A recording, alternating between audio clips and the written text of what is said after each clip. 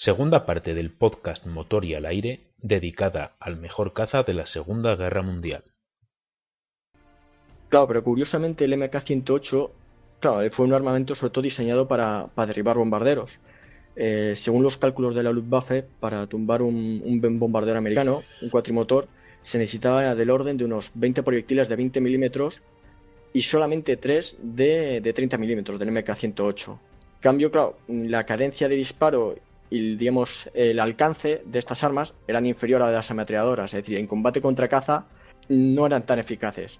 Claro, también es verdad que si te da un solo proyectil de esos, Claro. te puedes ir despidiendo. Y un detalle, perdón, interrumpa, la cantidad de munición. No es lo mismo la cantidad de munición que llevaban de proyectiles capaces de disparar de esa calibre tan bestia como ametralladoras. Efectivamente. Muy bien, y bueno, para no liarnos ya mucho más con el tema armamento, podemos pasar a la contrapartida ya. Que es que claro, si un avión disparaba, el otro intentaba, bueno, una defensa pasiva que tenía era aumentar el blindaje, ¿no? Meter planchas de acero, cristales blindados o incluso depósitos autosellantes para que el avión, en caso de ser alcanzado, aguantara un poco. Creo que Darklam nos iba a hablar un poquito de blindaje. Sí, bueno, yo también matizar un poco respecto al armamento, la evolución, pues evidentemente fue a más calibre, porque el blindaje también aumentó.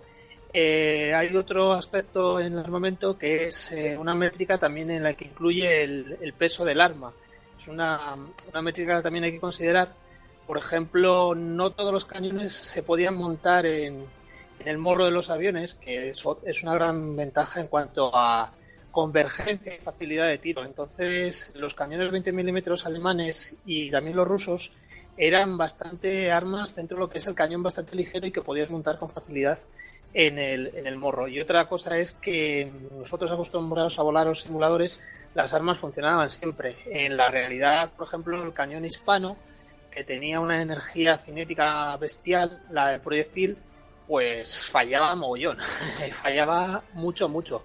Por eso los americanos, en el Corsair, tampoco lo acabaron de añadir en un puñado de ellos. Bueno, de hecho, hay una anécdota, y estoy recordando que la primera vez las primeras escuadrillas que se instaló ese cañón de Spitfire, los pilotos de esas escuadrillas que le designaron ese cañón, resulta que entraban en combate y a lo mejor solo, bueno, y hay relatos donde comentan que solo uno pudo abrir fuego durante unos pocos segundos. De tal manera que cuando aterrizaron, pidieron por favor que les volvieran a dar los Spitis con ametralladoras, porque ese cañón era terrible, o sea, funcionaba tremendamente mal en el inicio, digamos, del desarrollo. Sí, quisiera añadir un poquito más. Referente a esto último, sobre pues una cosa son las especificaciones y otra cosa es la realidad, ¿no? Del combate. Nada más como anécdota, la Marina norteamericana, la US Navy, durante los primeros meses de la Guerra del Pacífico, detectó muchísimos problemas en sus montajes de Browning .50 en los F4F Wildcat. Resulta que el arma en sí funcionaba muy bien, pero el sistema de alimentación de munición se tendría a atascar de una manera espantosa porque ocurrían los combates cuando había que hacer que el avión maniobrase a altos Gs. No se había detectado porque generalmente las maniobras de tiro se efectuaban en tiempos de paz con el avión perfectamente estable, sin efectuar maniobras fuertes, ¿no? Y la otra es la maldición del hispano. El hispano era una buena arma cuando se le daba buen mantenimiento, pero una de las cosas que les ocurrió a los Spitfire VS, que se desplegaron en el norte de Australia, en Darwin, ya en 1943, uno de los problemas que tuvieron fue precisamente una cantidad tremenda de problemas con su armamento, porque el ambiente que había en Australia, en el área de Darwin, y eso era terriblemente polvoroso. Y los equipos de mantenimiento no estaban entrenados en darle el correcto mantenimiento, valga la redundancia, a esos equipos. Entonces, es raro, pero en filas tan avanzadas como esas, la cantidad de problemas que tuvieron fue todavía tremenda. O sea, una cosa son las especificaciones y otra cosa ya es la realidad del combate. Sí, y Miguel, hablas del, creo que me ha parecido escuchar del 42 o el 43. Y yo sí. Sí, yo la anécdota que reportaba, o sea, que comentaba ahora era de ya digo, de la propia batalla de Inglaterra, digamos, al final, donde ya Exacto. se comentaba eso. Digamos, el inicio de ese cañón era, yo digo, los mismos pilotos rechazaban ese avance teóricamente tecnológico, ¿no? Lo rechazaban porque, Sí, sí, por lo que sí. comentas, porque era ineficaz. Entonces dice, bueno, tengo un mejor cañón, pero si al final, como habéis comentado antes, en un giro de alta G resulta que se bloquea el disparo, salen 2 balas y luego ya no salen, el avión se encuentra Pues, indefenso como plataforma de tiro, ¿no? Que entendemos que es, en cierto Bueno, modo. me vais a llamar el rey de los incisos, pero ahí va otro más. Claro que sí, supongo.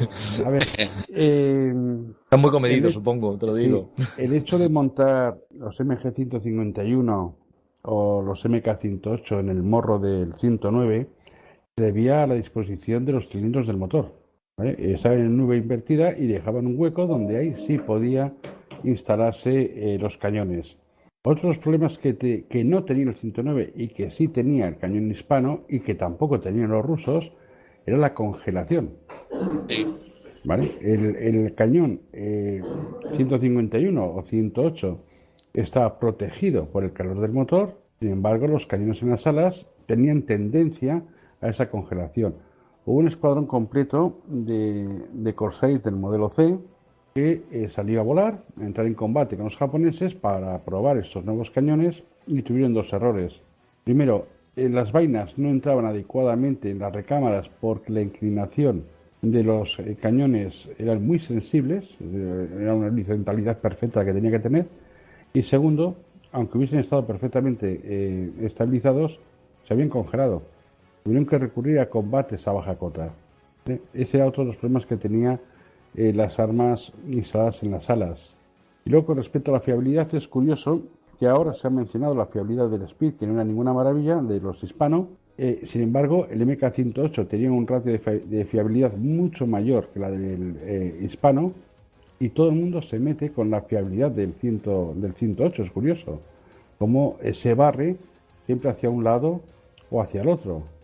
En este caso, el Spitfire, una barbaridad, tremendamente superado por los cañones SBAK rusos, mucho mejores, más fiables, y encima montados en el motor, más fiables el MK-108. Sin embargo, solamente se recuerda que el MK-108 tenía un fallo cada 400 disparos. Es curioso, simplemente quería decir eso. Sí, pues es doblemente curioso, supongo, porque la anécdota que he comentado antes, precisamente la escribió un autor inglés. O sea, es que por lo que decimos de un poco la imparcialidad de la historia, ¿no? Y ciertos autores y tal, te das cuenta cómo a veces, pues, joder, el mismo autor inglés habla con objetividad de los hechos, ¿no? Y eso, insisto en que lo considero bastante resaltable, ¿no? Y, en fin, en esto de la historia, pues ya sabemos cómo funciona. Hay un punto aquí que no solo es el tema del cañón en sí, el arma, sino también es la munición. Efectivamente, los soviéticos disponían de tanto ametralladoras SK como autocañones, los SVAK, que eran tremendamente fiables y con una cadencia de tiro brutal, pero a modo de anécdota, si me lo permitís, hubo un problema muy, muy grave al principio de la guerra con las ametralladoras SK.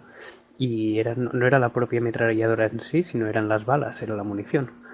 Y es que cuando los soviéticos fabricaron la munición, usaban un lacado en la parte, digamos, trasera del proyectil de un color para la munición propia, de importación, para decir así, y para la munición de exportación se utilizaba otro color. Es decir, toda la munición que venía a España, por ejemplo, cuando la guerra civil, las balas iban pintadas por detrás, creo recordar que de color rojo, mientras que las balas soviéticas, para utilizarse en la Unión Soviética, eran negras. Entonces resulta que la laca esta, la negra, la de importación, se oxidaba con una facilidad tremenda. Entonces, como curiosidad, pues los soviéticos acabaron, antes de cambiar la laca, acabaron utilizando ellos mismos la munición de exportación. O sea que muchas veces se dice que es el arma, pero a ver, también podía pasar que fuera la propia munición que fuera defectuosa. Muy bien, Tofolo. Y bueno, con todo esto la verdad es que hemos cortado a Darklam, que nos iba a hablar de blindajes. Bueno, sí, en cuanto al final es que todo está un poco relacionado y hay una máxima que tenían pues los diseñadores americanos de aviones en los años 30, es que ningún avión era mejor que su planta motriz. Y si tú tienes una buena planta motriz y evoluciona, como ocurrió, por ejemplo, los alemanes, pues el Messerschmitt 109 pasó de tener en 1939 igual 1.100 caballos a tener casi 2.000 al finales de la guerra. Y los americanos también evolucionaron sus plantas motrices y esto les permitió tener unos blindajes mucho mejores y poder proteger a los pilotos. Entonces, si nos ponemos a comparar casos, el caso típico es el Zero contra el Hellcat. El Hellcat, en principio, pues no era sí era un buen avión comparado contra el Zero, pero quizás en el teatro europeo, pues que era el teatro occidental europeo, era donde realmente estaba la primera categoría. Entonces, comparando avión japonés contra avión americano, pues los americanos primaron mucho lo que es el blindaje con pues los depósitos sellados, los cristales, las planchas de acero. En cambio, los japoneses con su Zero pues era un avión mucho más ligero y los americanos pues nada, disparaban un poco en el trato así del Pacífico, pues disparaban en cuanto los veían, porque sabían que con su armamento los podían derribar, pero como todo está relacionado entre lo que es el blindaje, lo que es pues blindaje, armamento y todo. La cuestión principal, por ejemplo, en el caso de los japoneses es que el Zero tenía 950 caballos en 1941 y en 1944, y seguía siendo el principal avión japonés, tenía pues poquito más, 1.200, como llevaban. En cambio, los americanos siempre llevaron 1.000 caballos de ventaja. Entonces, por eso se pudieron permitir tener aviones mucho más blindados. Y claro, llegó un momento que lo del blindaje era fundamental en el aspecto de que tú podías perder un avión pero no perder el piloto, y ahí le tenías para volar el día siguiente. Y en el caso típico del Zero frente al Hellcat, esta ventaja de planta motriz les permitió pues tener siempre esa ventaja que era muy importante. Ajá, sí, o sea, bueno, claro, es lo que tú dices, ¿no? Un Hellcat le pegaba con un par de balas a un Zero y el Zero echaba a arder porque no tenía depósitos, por ejemplo, de combustible autosellantes, que es lo que habías comentado antes, ¿no? Depósito de combustible que si le entra una bala se cierra el agujerito. Y la munición incendiaria. Y munición, claro, la combinación de munición incendiaria con los Zeros, pues eso, eran verdaderas antorchas en llama, en vuelo. Y al revés no pasaba lo mismo. Bueno, el Zero sí que tenía cañones, pero los Hellcats se construyeron con muchísimo blindaje. Eran unas bañeras de duraluminio dentro de las cuales estaba el motor y el piloto. Y bueno, sí, podías recibir impactos, pero en partes vitales estaba muy protegido. Sí, en el caso del Hellcat o también en los Corsairs, a veces los japoneses lograban impactos con sus cañones, que los cañones del Zero no eran especialmente, tampoco es que tuvieran ni una gran tasa de fuego, un rate of fire, o sea, la velocidad de proyectiles que sale por segundo, ni la energía cinética tampoco era una maravilla, y conseguían daños y pensaban que habían conseguido un derribo, pero realmente a veces los Hellcat o los bombarderos en picado americanos, los Downless y todos estos, conseguían regresar a los portaaviones, aunque los tiraran después por la borda, porque les sobraban aviones, pero conseguían llevar al piloto a casa. En cambio, los japoneses, la filosofía, siempre en ese aspecto, aunque mejoraron las plantas motrices y al final tenían motores de 2.000 caballos, que tampoco eran muy buenos, porque una cosa es lo que dice sobre el papel y otra la realidad, es que la falta de recursos estratégicos y la mala calidad de los combustibles, falta de mecánicos, etc., la realidad es que a veces eso fallaba mogollón, se fallaba muchísimo. Y si se leen los relatos japoneses, que tampoco hay muchos, aquello era un desastre total. Entonces, todo está muy, muy relacionado. Ajá, muy bien. Bueno, pues vamos a pasar ya al siguiente punto porque como siempre, vamos pelados de tiempo. Y bueno, ahora quería tocar el tema de la velocidad, que hemos hablado mucho sobre velocidades, que si este cazará más rápido que el otro.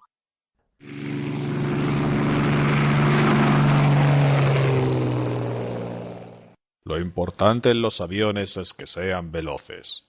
Barón Manfred von Richthofen, el Barón Rojo. Servicio aéreo alemán durante la Primera Guerra Mundial y mayor as con 80 derribos.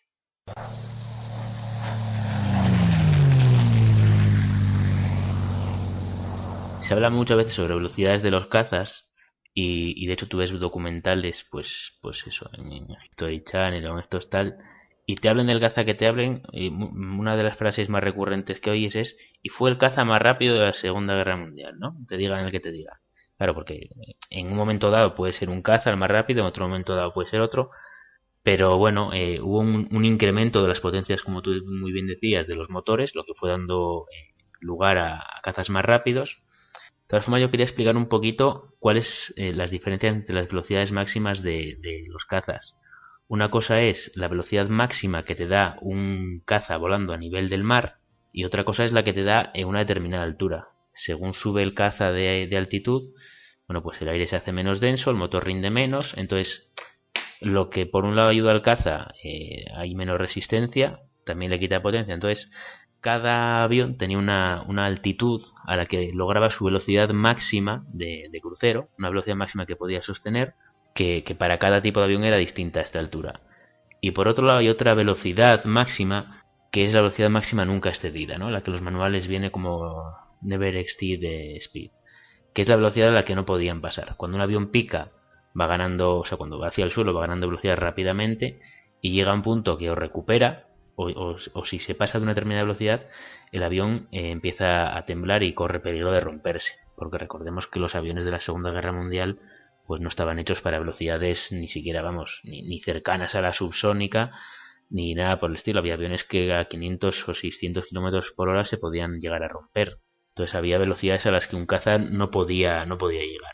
No solo, perdona, que te interrumpa, no solo que se pueda romper, sino que incluso su configuración aerodinámica impida que puedas tener mando sobre él. Hay un término que ahora mismo no recuerdo. Dureza de mando se le llama en español, compresibilidad, ¿no? Creo que se llama. Eso es, sí. Compresibilidad, en el que el caza coge tal velocidad donde ya es totalmente incontrolable. Eso es, porque la presión sobre las superficies de control es tan alta que tú con la fuerza en la palanca no puedes ya ejercer sobre ellas. Pues estos tipos de velocidades son diferentes, son muy importantes porque condicionan mucho, y luego lo hablaremos después, a qué alturas se tienen los combates aéreos. Y luego esto también me lleva, claro, a la capacidad de trepada, que es a qué velocidad puede subir un avión. Es decir, un avión despega y es muy importante, y fue muy importante durante la guerra, qué tiempo tarda en coger la altitud de combate, qué tiempo tarda ese avión en salir de tierra y ponerse a 5.000, 6.000, 7.000 metros. Vais a pensar que eso estaba preparado, pero lo cierto es que estaba revisando antiguos escritos míos y hablando precisamente de la recuperación de los picados. Ya sé de lo que vas a hablar. ¿De qué? de los 109 recuperando con el trim. Correcto. Muy bien, cuéntalo, que esa es buena. Bueno, resulta que llegan los alemanes y no se les ocurre otra brillante idea que cambiar la cola, el timón de dirección, el 109, haciéndola más larga para poder mejorar la estabilidad longitudinal en los picados. ¿De acuerdo? Bueno, cambia la cola, llega el piloto de prueba a hacer la prueba y empieza un picado a 7 kilómetros de altura. Alcanza más 0,8, o sea, 906 kilómetros de velocidad. Claro, la dureza del mando es brutal. No puede levantar ese avión y recurre al trimado de la superficie elevadora. De toda la superficie. No hablamos... Perdona, supongo, para los que no sepan lo que es el trimado, los trims son, digamos, son unos mecanismos que permitían mover las superficies de control unos poquitos grados para hacer que el avión volara nivelado sin tocar los mandos, ¿no? Y bueno, en algunos aviones tenía trimado de los 3 ejes, en los 109, si no recuerdo mal, solo tenía el de timón de profundidad, una ruedecita que permitía subir y bajar un poco el timón de profundidad sin tirar de la palanca. Perdona, sí y no. A ver, el trimado en los aviones aliados era distinto al trimado en los aviones alemanes. El trimado en los aviones aliados no era para mejorar la maniobrabilidad, que ya veis que entre los simuladores tú trimas de elevador y mejoras la maniobrabilidad, giras mucho más cerrado. No, que era para reducir las fuerzas que hay que realizar sobre la palanca de control. Y también para poder mantener una determinada situación de vuelo sin tener que ejercer excesiva presión en la palanca de control. En el caso del 109, en las versiones de cola alta, ¿vale? No tenía más que un trimado, que era el trimado de cola, a pesar de que tengo planos que indican que también los 109K4 y los G10 utilizaban trimado en los alerones, pero no he encontrado fotos, solamente tengo los planos, entonces no puedo confirmarlo. Y mientras en el lado aliado el trimado debía hacerse manual, ¿vale? Tenían unas ruedecitas y hacían el trimado manual cuando se acordaban. En el 109 ese trimado de timón era automático. Cuando el piloto presionaba uno de los pedales, la lengüeta que estaba en la parte trasera del timón, que se llamaba Flender Tabs, giraba un poco más que el timón, con lo cual conseguía reducir las fuerzas. Pero eso simplemente era reducción de fuerzas. La reducción o la mejora de maniobrabilidad era en el trimado de la superficie elevadora, de toda la superficie, no solamente la parte que se mueve, sino la parte fija, ¿vale? Eso se movía por completo, me parece que eran 6-7 grados hacia arriba y 2 o 3 hacia abajo. Bueno, pues esos 7 grados hacia arriba permitía que, por ejemplo, pilotos como Thomas Hayes, bueno, pues con 8 victorias, dice que recordó un buceo después, un picado huyendo de los 109 Gs, ¿vale? Hasta que ambas aeronaves se acercaron a la barrera del sonido y los controles se bloquearon. Ambos pilotos tomaron medidas para frenar, es decir, reducir gases y toda esa historia, pero para sorpresa de Hayes, el 109 fue el primero en retirarse de la inmersión, ¿vale? El primero en recuperar ese picado fue el 109, ¿vale? Y lo que Hayes dice es que menos mal que ese 109 no volvió al combate porque me tenía a su merced. Robert Curtis dice que persiguieron a 12 109, ¿vale? Disparó a una distancia brutal, uno de los 109 se asustó e inició un picado. Y él le persiguió. Bueno, a 505 km por hora, el P-51 entró en compresibilidad. Sin embargo, el 109 siguió picando, se escapó y recuperó. Como veis, es otro de los mitos del 109, es decir, la dureza de los mandos. En efecto, tenía dureza de mandos, pero tenía con qué compensarlas. Vale, la velocidad del picado era tremendamente importante. El 109 era capaz de escapar de un P-47 o de un Yak simplemente con picar. Con respecto a las velocidades máximas, como habéis dicho, cada avión tiene una velocidad máxima a depende de qué altura. Realmente la velocidad que importa es la velocidad de entrada en combate. Y en este sentido había dos cazas, que eran el P-51D y el 109K4, que tienen una velocidad de entrada en combate que era incluso superior a la velocidad máxima del Spitfire 9. Un 109 entraba en combate, es decir, sin acelerar, con la velocidad de crucero de combate, a 645 km por hora. Esa era su entrada de combate. Es decir, para atacar a un Spitfire no le hacía falta ni siquiera acelerar, ¿vale? Y luego está la velocidad de combate real, que incluso ahora mismo está muy parecida, entre los 450 y los 550 km por hora. Y las velocidades máximas, vemos 700 km a 7.500 metros, realmente no tenían esa importancia porque nunca van a ir a esas velocidades si no era huyendo. Y para huir lo mejor era trepar o picar.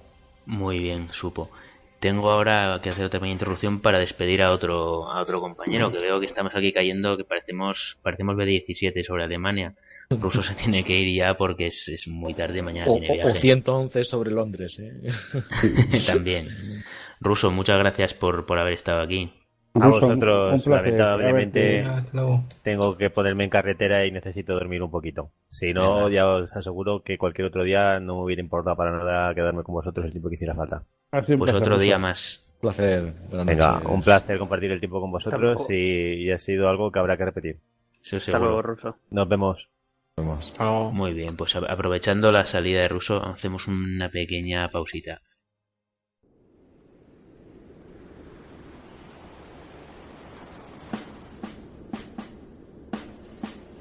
Esto es Histocast. No es Esparta, pero casi. Más que un podcast. Una tertulia distendida sobre historia. Entre amigos, sin ánimo de sentar cátedra. Escúchanos en iTunes, iVoox y en histocast.com. Porque la mejor historia es la historia.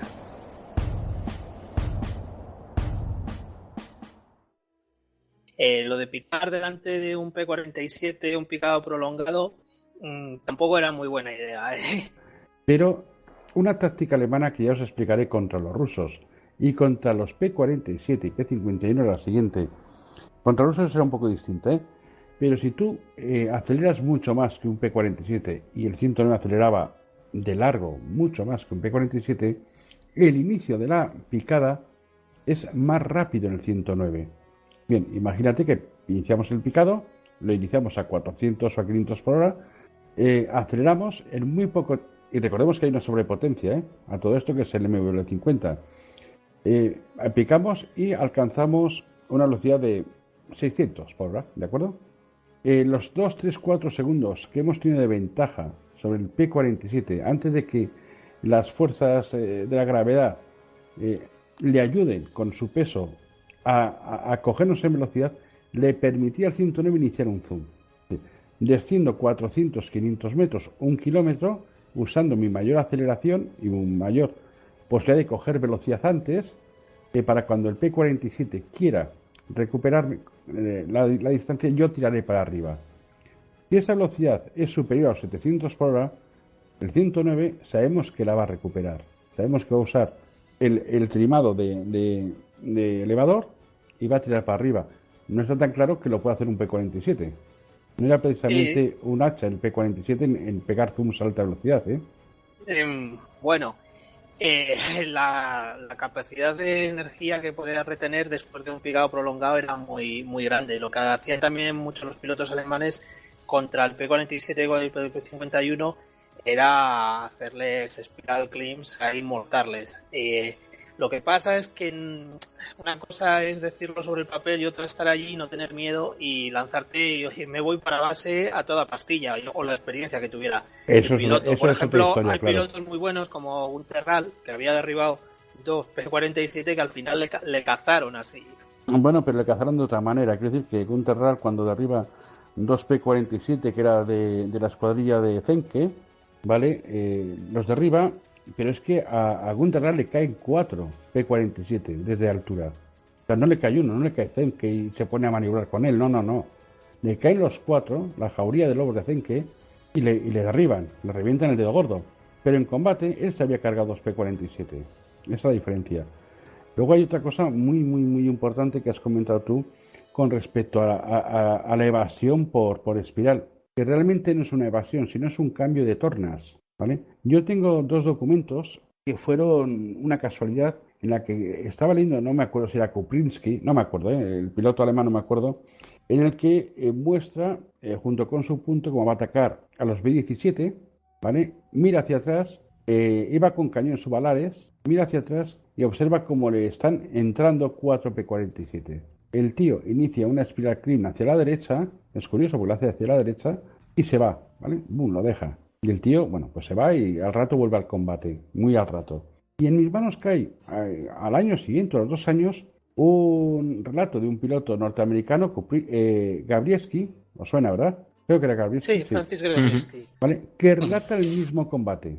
Dice que ataca a 2 109 que iban a atacar las fortalezas, que hacen una espiral a la derecha y se alejan.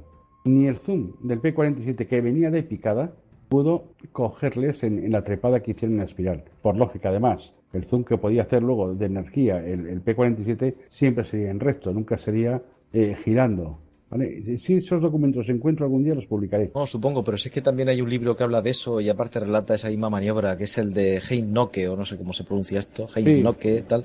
Y él comenta, y de hecho a mí me llamó mucho la atención, porque aparte es un tío que es un piloto de final de la guerra, donde comentaba varias cosas que eran tremendas, a mí me impresionaron bastante, y una de ellas era que despegaban muchas veces con los aviones averiados. Las escuadrillas enteras, cuando no había prácticamente suministro, despegaban como incluso por orden del alto mando, incluso de Goering o de Hitler expresa, despegaban escuadrillas con aviones hasta el punto de que veían a compañeros que al poco de levantar el tren del suelo se estrellaban, y veían que era una muestra absurda, porque no estaba ese avión apto para despegar.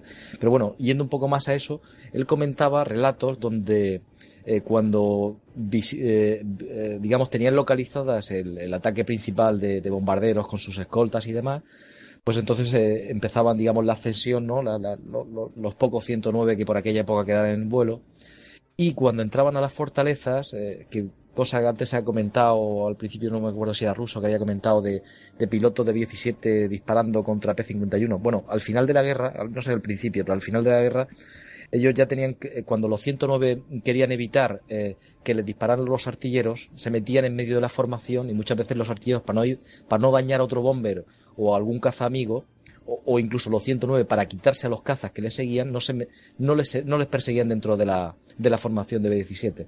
Pero lo que quería decir era que en ese momento el caza es vulnerable, porque en lugar de combatir contra los cazas de escolta se ve obligado a poner un rumbo, a ceder los ángulos, a ceder, digamos, su ventaja energética y su posición para atacar al bombardero, donde al salir de ahí es atacable, digamos, por los cazas de escolta que sí tienen esa ventaja energética. Pues él relata en varios combates que haciendo esa espiral ascendente dejaba atrás a cualquier avión aliado. Y de hecho lo llamativo de esto es que lo que hace en su libro es escribir prácticamente un diario y vive para contarlo. O sea, es un tío que hace eso y vive para contarlo. Luego, mucha mentira no será cuando el tío lo consiguió. Vamos. No, hay una cosa muy, muy curiosa, no solamente el 109, el 190 también, que es el gran problema de los 109. Realmente no era la caza norteamericana o la caza rusa o el número de 109 o 190 que hubiese. El gran problema, lo que he comentado antes, la falta de material estratégico, pero sobre todo, el sabotaje. El sabotaje fue brutal. Cuando el JG-26, creo que fue a cambiar los G-10 por K-4, un avión muy superior al G-10, más de la mitad de ellos estaban inservibles. Al que no le faltaba un tornillo tenía los mandos de control cambiados, al que no tenía cosas en el depósito, hasta tal manera el sabotaje que cuando a Harman le dijeron, toma, el G-10 que vas a hacer la hostia, Harman dijo que no, que él se quedaba con su G-14AS porque era un producto fabricado en Chequia, ¿vale? Y esos aviones fabricados allí estaban realizados por checos, no había mano de obra esclava. La calidad de ese producto, de ese 109 fabricado en Chequia, era brutal. Era tan brutal que permitía medirse de tú a tú con los P-51. ¿Vale? Es muy conocido el sabotaje a la industria de armamento. Por ejemplo, proyectiles que penetraban en los B-17 y no explotaban. Bueno, y es que al hilo, para que no nos centremos solamente en el bando alemán, voy a contar una pequeña anécdota sobre el bando ruso. Espera, que te voy a mutear. Sobre algunos pilotos rusos. Y comentaban, algunos pilotos rusos decían que, por ejemplo, los Jacks cuando se quejaban mucho de la calidad de terminación, de fabricación de los aviones, hasta el punto que decían que el Jack, cuando realmente estaba bien pulido y bien terminado, cosa que era rarísima. O sea, hablamos de que la fabricación era a estajo, ¿no? Era totalmente, pues, sacar el máximo de números posible de aviones en el menor tiempo posible. Hay pilotos rusos que dicen que los pocos aviones que llevaban muy bien terminados, por el motivo que fuere, pues resulta que esos aviones conseguían velocidades puntas mayores y eran mejores aviones. Y es una cosa que, claro, en la aerodinámica, cuando pasamos a velocidad, cuando estamos hablando de estas velocidades de 500 km por hora y similares, ahí la aerodinámica tiene un factor determinante. Incluso, casi, bueno, hay gente que comenta incluso que está rozando el nivel de la mecánica, porque va íntimamente relacionado la resistencia al aire con la física que tenga el avión por su aerodinámica, es fundamental para lograr ciertas velocidades. De hecho, los aviones de los ases se enceraban. Uh-huh. Oye, pero perdonad un segundito, que nos estamos todavía desviando. Pues hablábamos antes también de diferencias de velocidad según la altura. Si quieres, explícanos, Darwan, cuál es la diferencia, o sea, las razones de la diferencia del rendimiento, así muy por encima, y sobre todo, cuáles son los sistemas que tenían los aviones para compensar esa pérdida de rendimiento y cómo influyó la automatización de esos sistemas. Bueno, pues antes de entrar en lo que es la automatización en sí que voy a comentar muy rápidamente cuáles son los distintos controles o factores que tiene que tocar un piloto cuando cambia de altitud. Pues sabemos que los aviones no solo se mueven en horizontal, sino que suben y bajan. Entonces, ¿qué pasa? Que cuanto más subes, la densidad del aire es más baja y esto afecta a varios sistemas del avión. El primero, que es el más conocido, por así decirlo, es la mezcla de combustible. O sea, el combustible cuando entra en el motor no entra tal cual del depósito, sino que va mezclado con aire en el carburador. ¿Qué pasa? Que cuanto más sube el avión, la densidad del aire es más baja, hay menos cantidad de oxígeno y pierde rendimiento. Entonces, primera cosa que había que tocar, había que regular la mezcla de combustible, es decir, modificar esa mezcla para que tuviera menos cantidad de combustible y la proporción fuese equiparable.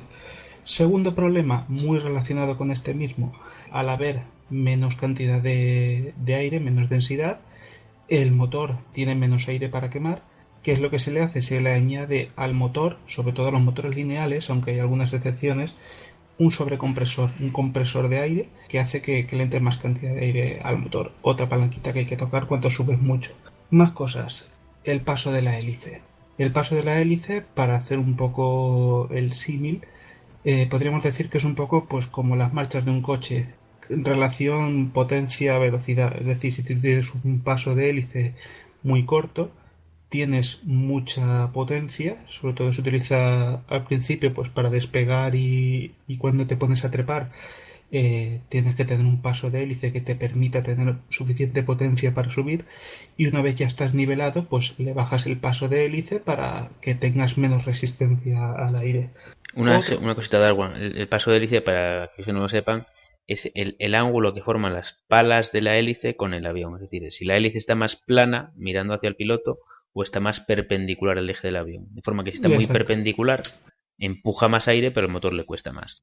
Sí, también otra manera de interpretarlo es como la rosca en un tornillo. Si las rayitas de la rosca están más juntos, el paso es más corto, la hélice da más vueltas por cada avance, mientras que un paso más largo, digamos que la rosca está más separada y por cada vuelta de la hélice avanzas más trozo y hace menos resistencia. Eso es otra palanquita que hay que tocar. Otra palanquita más. Los radiadores. Los motores van refrigerados igual que un coche por agua y por aceite, y claro, estos radiadores pues para que se refrigere ese agua y ese aceite caliente que sale del motor tienen que entrar en contacto con el aire exterior para que se enfríe, y claro, es un objetivo muy fácil. Si a un avión le dañan los radiadores, se calienta mucho y perderá muchas facultades ese motor.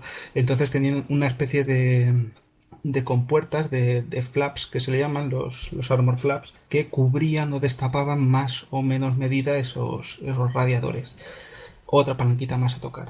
¿Cuál era en definitiva el problema? Pues que cuando un piloto tenía que subir a mucha altitud, tenía que tocar un montón de palanquitas, que eso los alemanes lo supieron solucionar muy bien.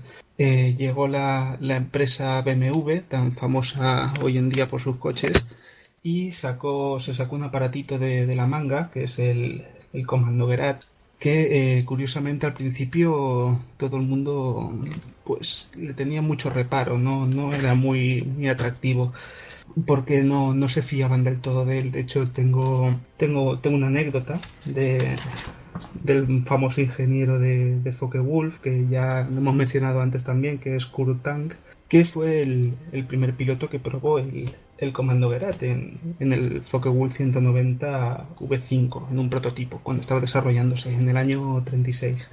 Que él cogió el Focke-Wulf, y una de las maniobras que hizo para probar todos estos automatismos, ahora explicaré un poco más lo que hacía, es hacer un rizo, hacer un looping con el avión. ¿Y qué pasó? Que cuando estaba subiendo el looping, todo perfectamente, y al llegar a la parte más alta del giro, que estaba el avión boca abajo, superó una barrera de altura que eran los 8.700 pies, o traducido a metros, los 2.650 metros, y el Kommandograt falló y le desactivó el compresor, el sobrecompresor. Y claro, ese cambio de potencia tan brusco en el avión hizo que entrara en pérdida, que eso, unido a que había neblina y estaba boca abajo, estaba totalmente desorientado. Entró en barrena, empezó el avión a dar vueltas y no sabía si estaba boca abajo, boca arriba, mirando hacia qué lado, no lo sabía. Al final consiguió sacar el avión de la barrena, y cuando aterrizó lo primero que hizo fue llamar a BMW y decirle: oye, o me arregláis este cacharro, el Kommandograt, o voy a poner de mi parte porque no se instale ni un solo motor vuestro en el Focke-Wulf. Y al final, bueno, lo solucionaron y fue todo un éxito. ¿Y el Kommandograt exactamente qué era lo que hacía? Pues os cuento. El Kommandograt era un aparato que se instalaba en el motor. ¿Y qué es lo que hacía? Que automáticamente iba activando, desactivando y ajustando todos los valores de todo esto que hemos ido hablando, de la mezcla, del sobrecompresor, del paso de la hélice, de los radiadores, controlar las revoluciones del motor. Todo esto lo hacía de forma automática. Y recordemos para los oyentes que se hayan descentrado un poco que estamos hablando del año 40 y pico, o sea, 30 y pico, 36, 40 y pico, el 36. Quiero decir que no era nada electrónico de control de tracción ni nada por el estilo, era todo mecánico completamente. Sí, eran todo engranajes y hidráulica.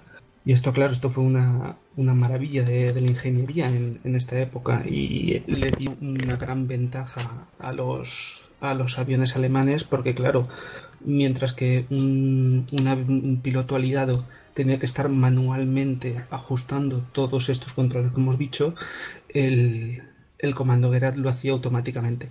Lo único que tenía que preocuparse el piloto era de darle a la palanca de gases y de tirar de la palanca de control para subir o bajar. Todo el resto de cálculos lo hacía el cacharrito. Muy bien. Me imagino que supongo, Miguel, igual quieren comentar algo del sistema este de comando Gerad, ¿no? Yo tampoco. No, es que sí, bastante clara la explicación, ¿eh? O sea, sí, realmente no hay mucho que agregar. Perfecto.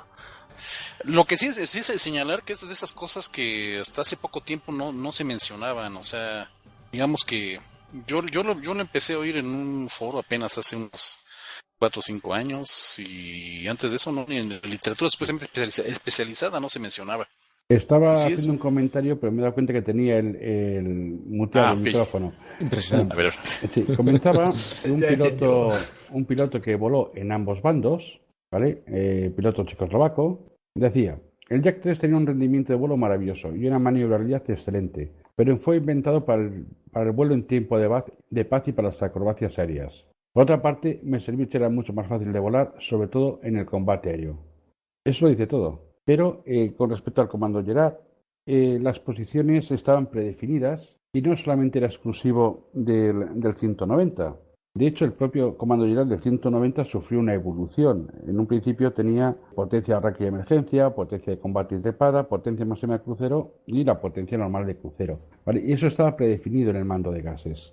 Eso fue hasta el 195. A partir del 190 a 8, donde ya entró la inyección directa de combustible en los cilindros de C3, ¿vale? Se añadió un setting más, que es la potencia de emergencia incrementada. Y a partir del D9, el cambio ya no se llamó comando Gerad, sino que se llamó Binden Gerad.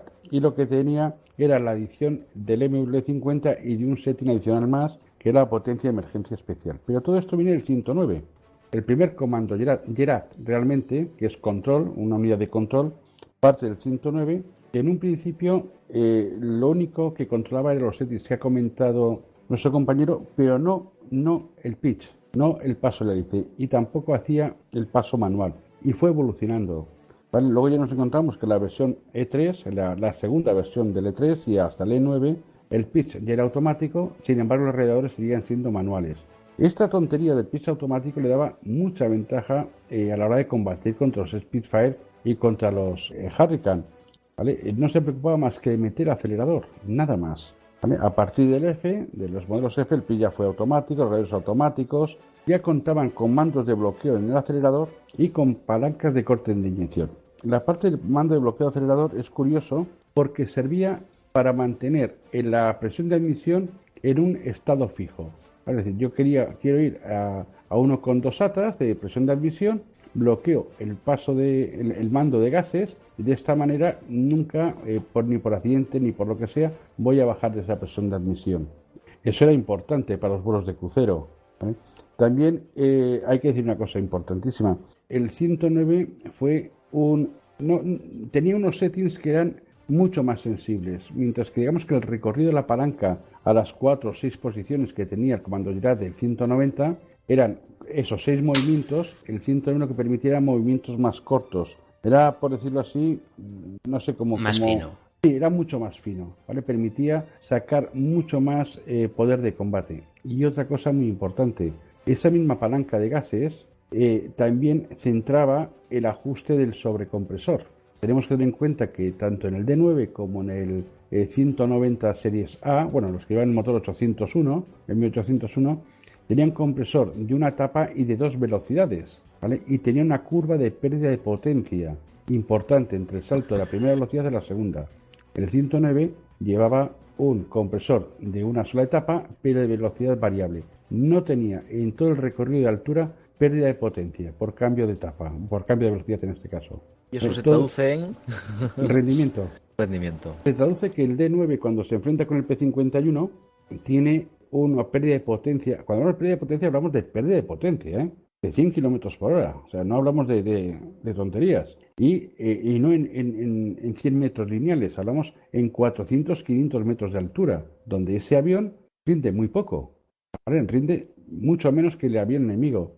Si tú cuando inicias un ascenso y te persigue un P51, le vas a dejar en el ascenso tirado. Pero como tu segunda etapa de velocidad entre antes que la etapa del P51, estás muerto, porque te va a coger. Y eso pasaba. Sin embargo, el 109 no tenía esa curva de pérdida de potencia. Era lineal, donde le daba igual estar a 1000 metros, que el sobrecompresor variaba la velocidad y se iba ajustando hasta los 10.000 o 12.000 metros. Es muy importante. Por ejemplo, los rusos, por debajo de los 6.000 metros le daban caña a cualquier avión. A nivel de maniobrabilidad, la aceleración era muy similar, tenían mayor velocidad, pero a la hora de trepar, hasta los 3.000 metros te podían coger. Pero a los 3.000 metros era cuando ellos metían la segunda etapa del compresor. Además, necesitaba un montón de ajustes, no era automática, era manual la entrada del compresor. Bien, ese espacio de tiempo, esa pérdida de potencia, esos 500, 600, 400 metros donde la 5 o la 7 no tenía potencia, le bastaban el 109 para escaparse y para tornar el combate. ¿Vale? Es una parte importante. Comando Jedi era un sistema más avanzado porque era más nuevo, por decirlo así, pero el 109 era más eficaz. Muy bien, y bueno, ya casi con esto último que has comentado, llegamos casi al final de lo que es las características, digamos, absolutamente técnicas del caza. Podríamos pasar ya al factor casi humano. Y hay una cosita que quería comentar antes, que es, bueno, lo teníamos ya apuntado para el guión, que es el concepto de caza pesado. Bueno, lo voy a explicar así muy brevemente, porque muchas veces cuando hablamos de caza, se ha visto mucho a lo largo de toda la discusión de hoy, siempre hablamos de cazas monomotores, de los cazas más típicos, el Spitfire, el P-51, el 109, pero a veces se nos olvida que durante la Segunda Guerra Mundial hubo un concepto de caza diferente, que era el caza pesado.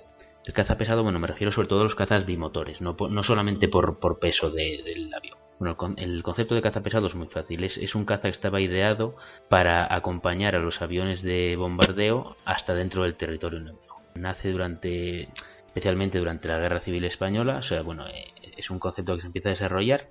No se pueden mandar los bombarderos solos, hay que mandarlos con escolta. Y el problema es que los bombarderos alcanzan mucho más que un caza monomotor habitual. Entonces, para darle más alcance se requiere, bueno, la solución que se adoptó básicamente en muchos casos fue cazas de 2 motores, cazas bimotores que tenían un mayor alcance. Al tener 2 motores tenían mayor tamaño, los motores no pueden ir en el morro, iban en las alas. Entonces en muchos casos se aprovechaba el aumento de tamaño para meter un artillero que protegiera por la cola, se le metía mucho armamento más pesado. Entonces, bueno, el paradigma de los cazas pesados probablemente sea el Bf-110 o el BF o Messerschmitt 110, que participó muy activamente en la batalla de Inglaterra. Bueno, tuvo grandes éxitos en la invasión de Polonia, en la batalla de Francia, en Escandinavia, pero probablemente en la batalla de Inglaterra recibió su mayor palo cuando empezó a enfrentarse a los Hurricane y Spitfires. ¿Y por qué? Pues bueno, podríamos hablar mucho rato sobre esto y hablar de cargas alares, de capacidad de trepada, viraje y demás, pero bueno, yo creo que el concepto básico sobre todo es que se intentaba hacer un combate aéreo de cazas con un caza que no estaba pensado para eso. Y de hecho, quería hacer un inciso a eso que dices, perdona que te interrumpa. El 110 se mostró en cuanto a tácticas de empleo de los cazas, que hablaremos luego cuando tengamos un rato. El 110, como caza pesado en la batalla de Inglaterra, demostró ser un fracaso total. Pero bien es cierto, sin embargo, que en el escenario ruso, como utilizándolo como jabo, digamos que sería otro de los roles en los que se empleó, pues sin embargo fue un cazabombardero, digamos, muy bueno, sí. Muy bueno, o sea, muy versátil y que tuvo un resultado bastante interesante, bastante bueno, digamos, para los ejércitos que lo usaron. Claro, por eso digo que el 110 es paradigmático, porque se empezó a usar como caza de avión de combate aire-aire y al final se le relegó a unas tareas de ataque a tierra, de jabo, de caza bombardero y de caza nocturno, que es prácticamente donde acabaron la mayor parte de cazas pesados de aquella época. ¿Por qué? Pues básicamente porque probablemente el concepto de diseño era erróneo. El tener dos motores sí que le daba más fiabilidad, pero dos motores necesitaban mucha potencia para mover ese avión. Y Básicamente era un problema, o sea, fue un problema en el inicio, en el diseño, y fue un problema de relación peso-potencia. Yo voy a comentar una anécdota y no me quiero enrollar mucho, porque vamos justo de tiempo, pero en el momento, digamos, del diseño, digamos, o del desarrollo del caza pesado, Goering, digamos que por aquel entonces era el jefe, digamos, de la Luftwaffe, ¿no? El que manda más, pues tenía la suposición o la pretensión de que ese caza iba a ser totalmente ¿cómo decir? Iba a resolver fuera totalmente de serie, sí. un fuera de serie, ¿no? ¿Qué sucedió realmente? Pues hay una anécdota, y cuento con esto porque creo que es bastante representativa, porque cuando llegó ese caza, digamos, a una de las alas, digamos, de la Luftwaffe, ¿no? O a una de las escuadrillas para ponerlo en práctica, pues hubo un mecánico, un ingeniero que dice, cuidado con este, pues estaban los pilotos entusiasmados, algunos de ellos decían, buah, con esto vamos a arrasar.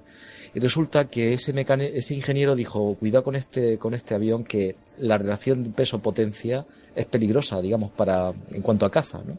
Y entonces, para demostrárselo, hubo un piloto, que creo que era este ingeniero, no recuerdo bien si este ingeniero era un piloto Nobel, ¿no? Que se ofreció a hacer... Sí, se ofreció a hacer un combate, digamos, de un 109 contra él, ¿no? Y entonces resulta que hicieron ese combate y vieron cómo ese piloto Nobel le cogía las 6 y digamos, le sobreviraba y hacía todo tipo de maniobras alrededor del 110 y lo superaba ampliamente en maniobra, ¿no? Sí, entonces, era Walter Horten. Sí, claro, diseñaba aviones, sabía algo de eso. Exactamente. Y entonces, ¿qué pasa? A partir de ahí, entonces los pilotos lo miraron con mucho tiento y dicen, jolín, que hasta el Hurry, que era en aquel momento un caza inferior en relación al 109 y demás, por aquella época, pues hasta el Hurry, digamos que tenía ventaja contra el 110. El problema es que las dos características que definían el caza pesado, que eran el largo alcance y la potencia de armamento, se podían conseguir con un avión monomotor convencional, como de hecho se demostró posteriormente. Hablando de esto, me comentaba nuestro compañero Dardo que cuando le pidieron, bueno, después de este rendimiento en la batalla de Inglaterra, a Messerschmitt le pidieron si podía hacer un caza de largo alcance, pesado, pero monomotor y convencional. Y él respondió algo así como que no le pidieran mirlos blancos, ¿no? Que no le pidieran imposibles. Imposible, claro. Y cuando años después la fábrica de Messerschmitt fue atacada por P-47 y todos estaban tirados en el suelo cubierto, algún mecánico con un poco de guasa le dijo, mira, ahí tiene su mirlo blanco, ¿no? Porque eso, los P-47 y los P-51 eran aviones que podían cargar mucho combustible, es decir, eran aviones de largo alcance, eran aviones con muy buenas características de combate aire-aire y podían estar igualmente armados que los cazas pesados, o bueno, si no, por ejemplo, el ejemplo de los 190, que probablemente son los cazas monomotores más pesadamente armados de la Segunda Guerra Mundial, bueno, los monomotores, no meto el 262, pero son cazas que con una configuración convencional consiguen llevar una gran cantidad de armamento. Ajá. No sé si queréis comentar algo más de esto o ya pasamos a las partes estratégicas y de uso de los cazas y vamos hacia la recta final. Yo aprovecho la pausa y me despido, chicos. Ha sido un placer. Tofolo, muchas gracias, tío. Buenas noches, Venga, Tofolo. Tofolo, un placer. Buenas noches. Hasta Ya luego. hablaremos. Un abrazo. Gracias. Yo también me voy a retirar. Bien. Venga, Mohamed. Venga. Hombre, Vamos, no sé. de todas formas ha sido un placer escucharos, ¿eh? Ya terminé de escuchar el podcast. Y escucharte a ti, hombre. Venga, Mohamed, tío. Venga, Jaime, Buenas hasta noches. luego. Buenas noches. Bueno, pues ya los poquitos que quedamos afrontamos la recta final y vamos a hablar ya muy poquito tiempo sobre otras cosas que hay alrededor de los cazas y que hacen que por lo que comentábamos al principio, que a lo mejor un caza que a priori era de rendimiento inferior ganara batallas y a lo mejor un caza de grandes prestaciones no pudiera haber hecho nada.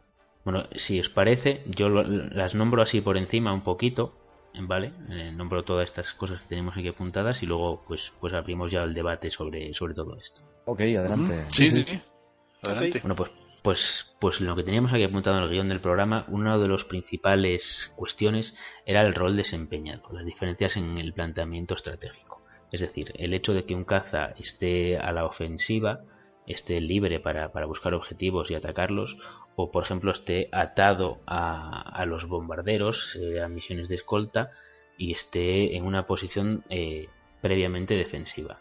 Esta cosa, que a lo mejor me parece que no tiene mucha importancia, es una de las cuestiones que se dicen que pudo influir mucho en la batalla de Inglaterra para que los alemanes perdieran, o para que las tasas de aviones perdidos de los cazas alemanes fueran relativamente altas. Y de hecho, cuando los cazas aliados empezaron a hacer ataques sobre los aeródromos de la Francia ocupada, después de la batalla de Inglaterra, se encontraron con los mismos problemas. Es decir, tenían que pasar el canal de la Mancha, tenían que luchar sobre suelo enemigo. Entonces, los mismos cazas que habían ganado la batalla de Inglaterra se vieron con grandes pérdidas justo del otro lado del canal, pues en muy poco tiempo.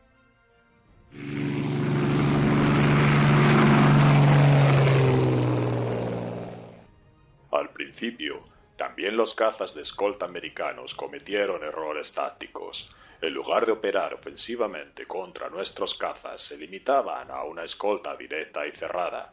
Trataban de repeler nuestros ataques en las proximidades de los bombarderos.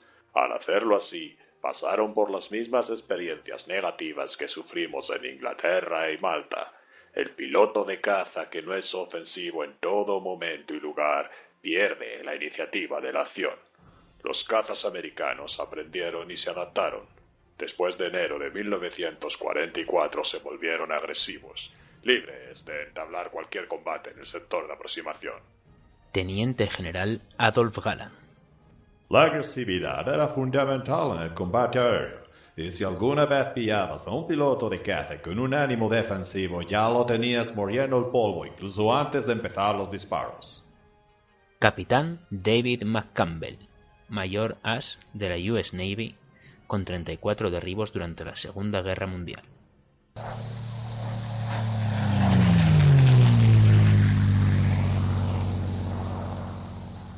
Otra de las cuestiones muy importantes a la hora del combate aéreo, las comunicaciones y la coordinación, y en esto Iago me dará la razón. Lo hablábamos antes, el hecho de volar varios cazas juntos y coordinados y avisarse unos a otros de qué está pasando, que el líder de escuadrilla o líder de vuelo pueda dar órdenes a sus puntos y coordinar el combate, es importantísimo. Todo esto se hace gracias a la radio. A día de hoy, entendemos la radio como algo habitual en los aviones de combate, pero claro, tenemos que pensar que a finales de los años 30 algunas radios pues pesaban muchos kilos, pesaban hasta a lo mejor 30-40 kilos, y cargar una radio en un caza suponía un incremento de peso importante. De hecho, los cazas rusos de principios de la guerra no llevaban radio. Hay dos ejemplos muy buenos. En la guerra de invierno y un poquito antes, en la batalla de Mongolia, en Khalkhin Gol, que los aviones rusos no llevan radio, entonces digamos que tienen que ponerse de acuerdo previamente, establecer una serie de estrategias y una serie de señales con las manos y la cabeza, pero claro, cuando se enfrentan a aviones que llevan radio dentro de sus aparatos, en la guerra de invierno, por ejemplo, y en Khalkhin Gol, los líderes de escuadrilla, los finlandeses y los japoneses, a lo mejor llevaban radios emisoras y receptoras, y los puntos solo llevaban receptores, ¿no? Pero sí les permitía coordinarse y establecer estrategias entre varios cazas para no tener que luchar uno contra uno, digamos. Vale, y otra cosa muy importante, solo dos más que me quedan, es la preparación y entrenamiento del piloto. Aparte de los factores psicológicos ya durante el combate, el entrenamiento, la preparación. El hecho de que un tío que se monta un avión haya hecho 20 horas de prácticas de vuelo antes o haya hecho 200.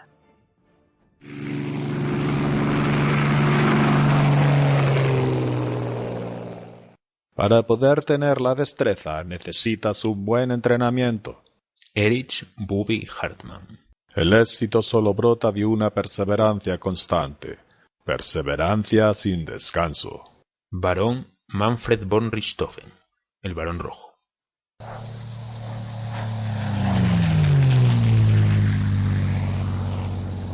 Al principio de la guerra, tanto los pilotos alemanes como los japoneses, que ya lo hemos comentado antes, tenían un entrenamiento muy alto, tenían muchísimas horas de prácticas y estaban muy bien preparados. Y lógicamente, conforme fue pasando los años de la guerra, estos pilotos se perdieron, fueron muriendo, fueron muy pocos los que llegaron al final de la guerra, y eran sustituidos por pilotos noveles, pilotos jóvenes, a los que no había mucho tiempo para adiestrar. Entonces, bueno, pues se montaba a chavalillos con muy pocas horas de vuelo en grandes cazas, en cazas de última generación, pero que no eran capaces de manejar adecuadamente porque no habían tenido suficiente entrenamiento. Otro ejemplo muy bueno de esto, sin meternos con los alemanes y con los japoneses, es la guerra de invierno. Los pilotos finlandeses de la guerra de invierno, recordemos que Finlandia tenía muy poquitos cazas, muy obsoletos, pero por esa misma razón solo escogía para pilotos de caza a los más preparados, les hacía las pruebas eran muy duras, se primaba mucho el control del avión y la puntería, y se enfrentaron contra pilotos rusos que, aparte de no tener radio y usar tácticas un poco obsoletas, muchos tenían un entrenamiento más pobre. Entonces, claro, los pilotos finlandeses consiguieron una tasa de derribos en la guerra de invierno que está cercana al 5-1. Es decir, por cada avión finlandés que cayó, habían 25, caído 25 a 1. 1. 25 a 1. Tremendo, los finlandeses es un capítulo aparte. Bueno, Sí. en la segunda parte de la guerra de invierno. Que una vez que la segunda parte, sí. Los 109... Bueno, en la guerra de total. continuación, dices. Sí. Sí, bueno, yo te digo en la propia guerra de invierno, vamos, lo que hasta la firma del tratado con Rusia. Y el último factor, que además es muy característico de determinados aviones, es el número. El número y el tiempo. Es decir, la frase típica es demasiado pocos y demasiado tarde. Hay aviones que fueron muy revolucionarios, estoy pensando sobre todo en el Messerschmitt 262, eran aviones que estaban absolutamente, yo creo, por encima de todos sus contemporáneos, pero llegaron muy pocos, llegaron ya en cantidades reducidas y ya llegaron cuando la guerra estaba perdida para Alemania.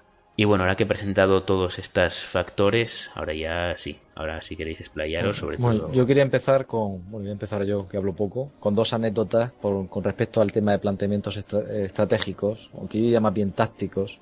Están relacionados, pero se habla mucho de estrategia y se habla poco de táctica. Y la estrategia es cierto que es importante, pero la táctica muchas veces es definitiva, no es la plasmación, digamos, de esa estrategia.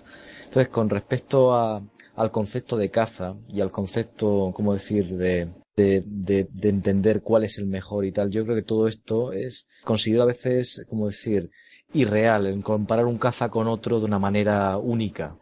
Porque creo que ahí son demasiados factores que influyen y que determinan muchas veces la actuación de esos mismos cazas. O sea, claro, es que, perdona, Yago, es que en realidad sí. para tú saber de verdad cuál fue el mejor caza, tendrías que coger, no sé, a 100 pilotos iguales, exactamente, ponerlos a la misma altura, a las mismas condiciones, cada uno con un avión y enfrentarlos y a ver cuál es. Exactamente, ahí tendrías la demostración práctica, pero eso yo no tengo eso es dudas. imposible.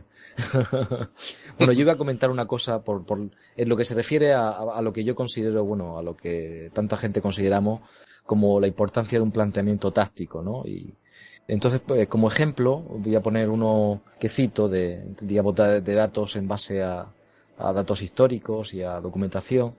Les comentaban, por ejemplo, en el caso de la batalla de Inglaterra, que es muy representativo de todo esto, siempre es conocido un poco que como elemento estratégico, digamos, se utilizó el radar para tratar de detectar a las grandes masas de bombarderos y sus escoltas y poder atacarles con una concentración suficiente de cazas que, digamos, rechazaran o limitaran esos ataques, ¿no? Eso sería, digamos, el componente, digamos, estratégico, ¿no? El pensamiento global. Luego, la táctica se basaba, por ejemplo, hay relatos en los que los pilotos de Hurry, cuando recibían del control de tierra, hemos localizado una formación de bombarderos en tal sector, tal. Es verdad que ese control de tierra no era totalmente preciso, a diferencia de lo que mucha gente pueda pensar, y los pilotos veteranos, los líderes de escuadrilla, lo que solían hacer es que cuando a lo mejor le decían bombarderos a 15.000 pies, ellos cogían 3 o 4.000 pies más de altura para asegurarse de que podían conseguir esa ventaja. A diferencia de lo que pasa, y aquí lo relaciono un poco con el tema de simulación, donde la gente tiende a ir o bien con poco fuel o volando bajo, buscando el combate de virajes. Ahí los pilotos ingleses, cuando despegaban los Hurry, en la alerta temprana y tal, trataban de coger la mayor ventaja posible de altura en el menor tiempo posible. Por un detalle muy importante. Como hemos comentado a lo largo del programa, el concepto de energía, velocidad, en fin, posiciones, tal. Si los interceptores podían localizar a los bombarderos a su misma altura o por debajo, tenían suficiente energía, digamos, ya no solo la combinación de las prestaciones propias del avión, sino las circunstancias energéticas en las que se envuelve, la altura, la velocidad, todo. Y lo que decía Toffolo al principio, de transformar esa altura en velocidad. Entonces, eso les permitía poder afrontar el ataque hacia los bombarderos. ¿Qué sucedía? Ellos normalmente lo que hacían era repartir los Spitfire iban contra los 109 para tratar de separarlos de su misión principal, ¿no? De escolta, y procurando que luego los Hurricane, que ahí también hay un mito acerca de su dureza, ¿no? Porque siempre se habla de que por su construcción, digamos, pues recibían gran cantidad de impactos, pero también es cierto, y aquí hago el pequeño inciso también, que resulta que el Hurry, por la disposición del depósito de combustible auxiliar que tenían detrás del motor, cuando se ponían en posición de disparo hacia el bomber y recibían algún impacto en ese depósito, hay relatos de pilotos que dicen que eso cuando ardía era como un soplete entre las ranuras del cuadro hacia el piloto. O sea, eso era terrible, las quemaduras eran... De hecho, estaba estipulado por segundos en los daños que recibía el piloto. Entonces, a partir de X segundos eran quemaduras leves, a partir de más segundos quemaduras ya muy graves, y a partir de X segundos muerte. O sea, no había posibilidad. Y eso estaba estudiado. Solo al final, digamos, ya de la batalla de Inglaterra, bueno, ya avanzado el conflicto, se introdujeron ciertas mejoras en ese depósito para evitar esos daños al piloto. Pero bueno, lo que iba diciendo. Eso por un lado, digamos, lo que respecta al ataque de los Hurry. ¿Por qué digo que es importante el tema de la táctica? Porque sucedía muchas veces que cuando esos Hurricane no podían llegar a la altura de intercepción de los bombers y estaban por debajo, eran presa fácil de los escoltas. Porque un avión subiendo, un avión en trepada, por norma, suele ir más despacio que un avión que baja para ganar velocidad. Y por física. Y por física, exactamente. Entonces, ¿qué pasa? El mismo avión puede ser un buen avión o un mal avión en función a eso. Y ahí estamos hablando exclusivamente de una táctica, ¿no? Del poder llegar a tiempo o no llegar a tiempo a una altura que te permita ser ofensivo o forzarte a recibir aparatos que te atacan, ¿no? A ponerte en una posición defensiva. Luego, por otro caso, y aquí termino el segundo ejemplo para no explayarme, hay varios relatos, uno en concreto muy interesante que comentaba un piloto Nobel alemán que volaba con su líder, que era un veterano, y escribía cartas a su madre diciéndole los derribos que iba consiguiendo misión tras misión su líder, ¿no? Y con una confianza plena en que todo funcionaba muy bien. Y con un desprecio absoluto hacia los Hurricane. Decían, los Hurricane los derribamos con una facilidad apabullante. Pues es curioso que al tiempo ese piloto y su líder cayeron envueltos en llamas y por los mismos aviones que despreciaban. ¿Y cómo sucedió ese combate? Pues resulta que los pillaron, los Hurricane estos, los pillaron desde arriba abajo y los reventaron. Quiero decir esto, que el caza es importante, sí, pero la táctica, el piloto, la preparación, todo eso va relacionado con el propio elemento de caza. No se puede entender el caza como un ente separado de algo, ¿no? Porque realmente hay un elemento humano que es el que decide. Decía antes un compañero que el avión no es todo lo más importante, o sea, el piloto y la veteranía del piloto y su destreza y su capacidad de decisión y su conciencia situacional, su disposición táctica, todo eso influía de manera importante en la posibilidad de conseguir el éxito o el fracaso. Y ya por terminar, otra anécdota, y aquí quiero citar, que no he citado a Theo Osterkamp, que fue un estudioso, fue de los pocos que consiguió, que luchó en la Primera Guerra Mundial y la Segunda Guerra Mundial. Y este hombre que tuvo unos ciertos cargos de responsabilidad dentro de la Luftwaffe era contrario a muchísimas de las órdenes que le venían de arriba.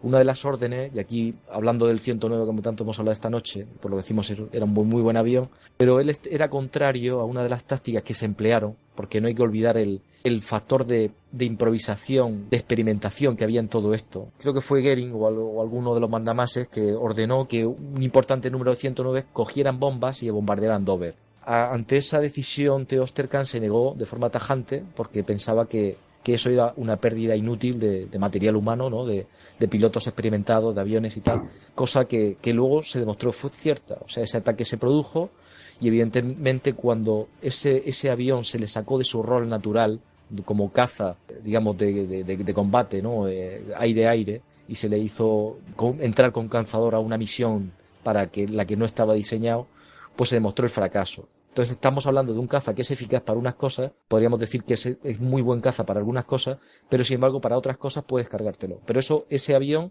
o el caso que he comentado del Hurry, o en similares circunstancias, cualquier avión, incluidos los Spitfire y compañía.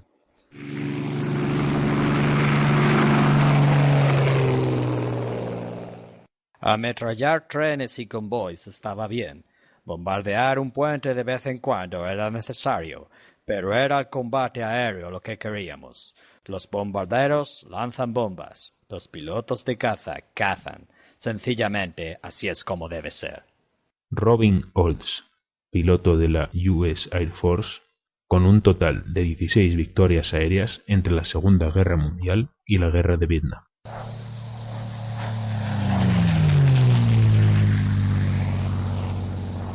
Bueno, a mí en cuanto al rol de los cazas, hay una afirmación de un piloto japonés que siempre me llama mucho la atención y se refiere a la batalla de Inglaterra, y el piloto era Saburo Sakai y decía que si los alemanes en 1940 hubieran tenido el Zeke japonés, que era inferior en prestaciones en principio al 109, pues habrían ganado la batalla porque podrían haber estado 5 horas sobre Inglaterra y se podrían haber ventilado a los otros. Es algo que le da muchas vueltas, pero no sé decir si es algo que es cierto o no es cierto. Entonces, a veces lo del rol es muy importante. En cuanto al factor humano, hay que considerar, por ejemplo, en el caso de los alemanes, que en el año 44 y 45 salían al aire con 50 horas de vuelo, pero solo 5 o 6 horas de vuelo en el avión operativo, en el avión de combate, en el 190 o en el 109.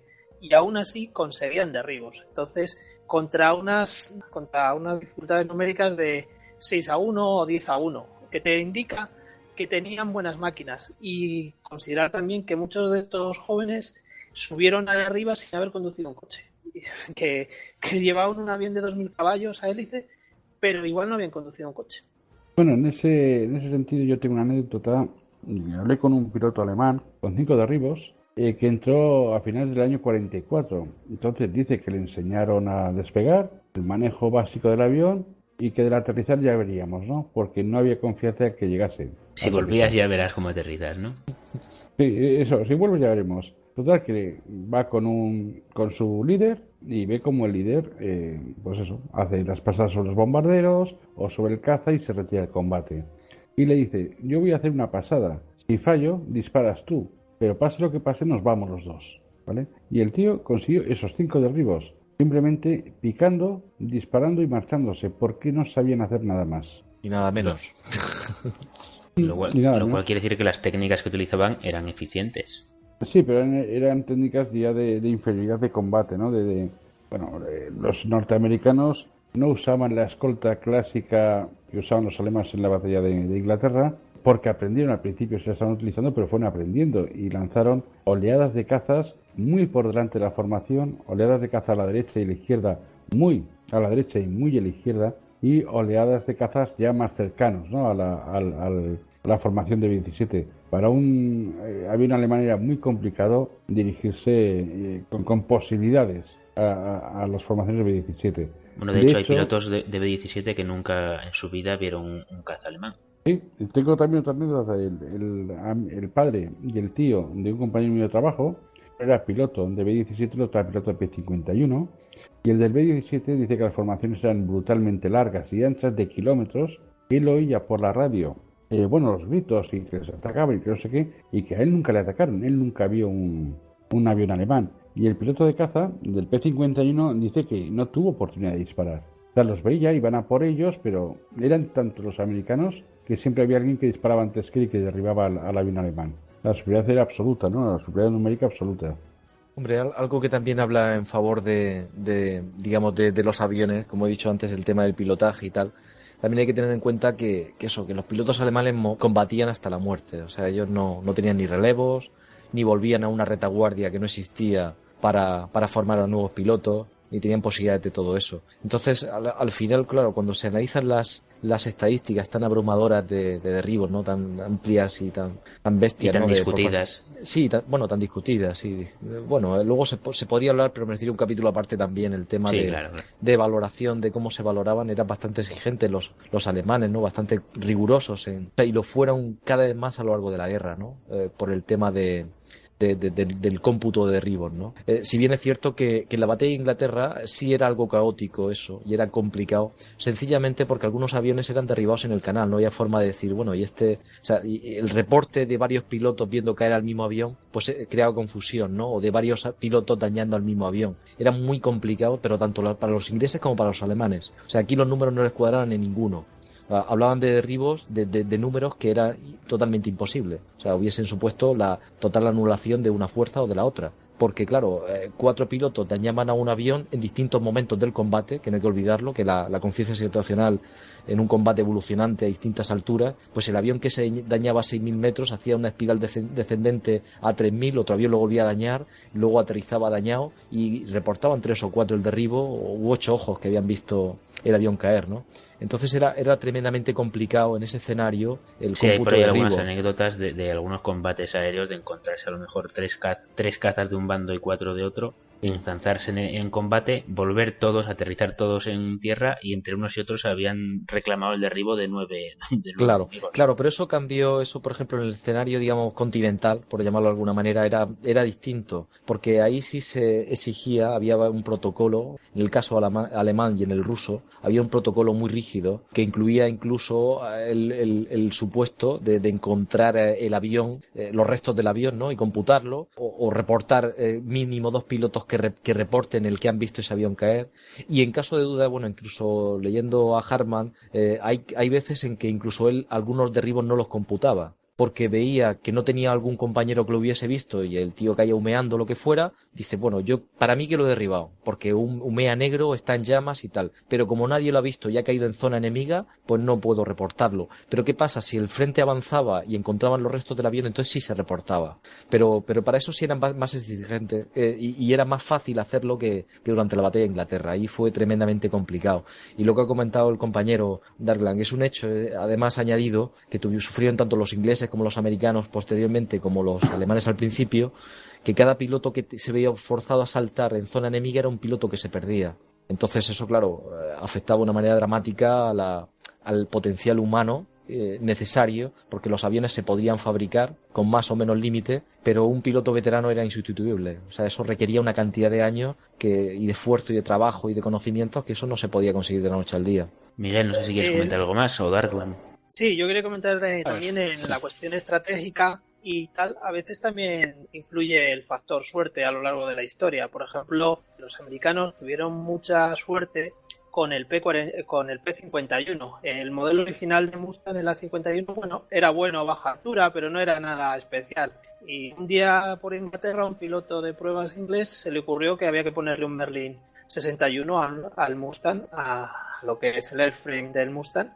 ¿Y qué le salió? Pues le salió un avión que podía volar hasta Berlín con depósitos suplementarios, que gastaba 65 galones la hora cuando un P-47 gastaba 200 galones, y que por el precio que costaba fabricarlo, pues hacía 2 Mustang por el precio de un P-38.